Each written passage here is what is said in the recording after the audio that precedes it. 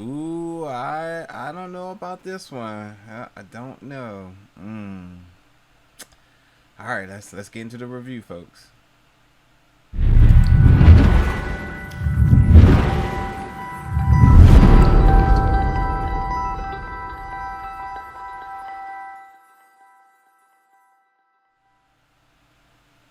What's up, everybody, and welcome back to the channel today for another review. Today, we're going to be reviewing the film No Running, which is going to be making its world premiere this year at Tribeca Film Festival, and it will be part of the festival's online Juneteenth programming.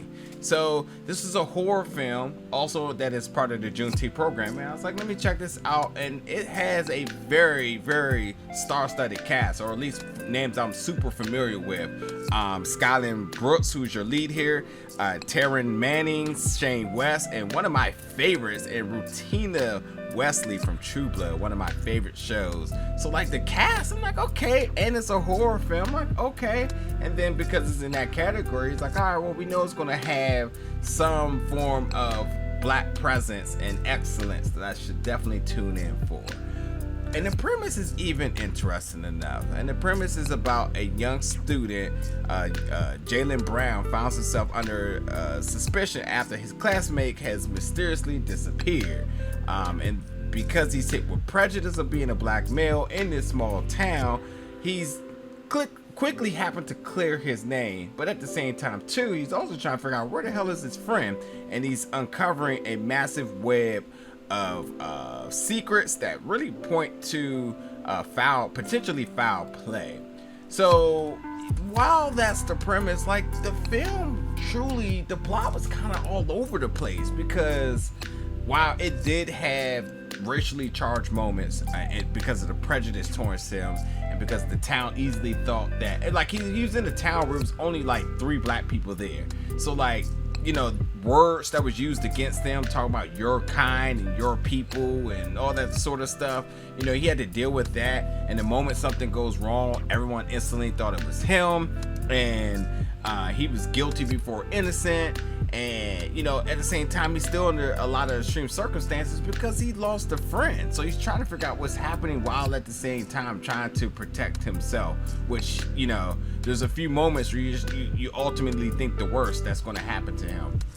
So yes, there's definitely some racially charged moment, but the plot was just all over the place because the tone was fluctuating, the direction was kind of crazy at times, and then the biggest thing is that when this person went missing, it started to become a supernatural like angle to this, where you're thinking that she potentially may have been abducted, because he falls into this puddle of water and then he sees these blue lights, which obviously is indicating to some form of a UFO, and then she's gone.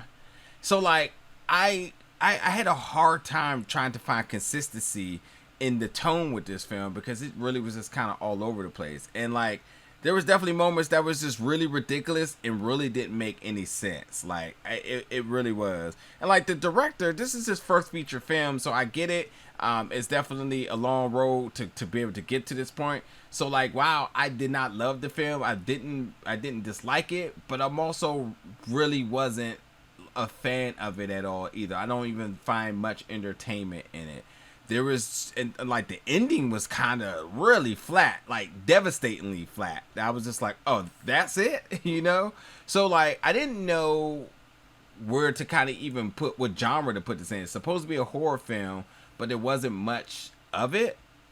And maybe it's the horror of being black in this small town. I mean, maybe that was a part of it, but then again, there still was a mystery of somebody, and then there was some secrets and things that happened in this town in the past, and so on. So like, here's what I'll say. As a black male, put myself in Jaylen's shoes, I absolutely can go down that road of saying like, yeah, that's definitely scary, it's wrong, it's triggering. But like, for anybody who does not have my same experience, or you know, my same make, then you're not going to even resonate on that level as well too. So that's why I kind of feel like I don't know what message that this film was trying to tell, that him being a black male in a small town is a scary, dangerous thing. Is it because that somebody's missing? Is that where we should be kind of investing our time into?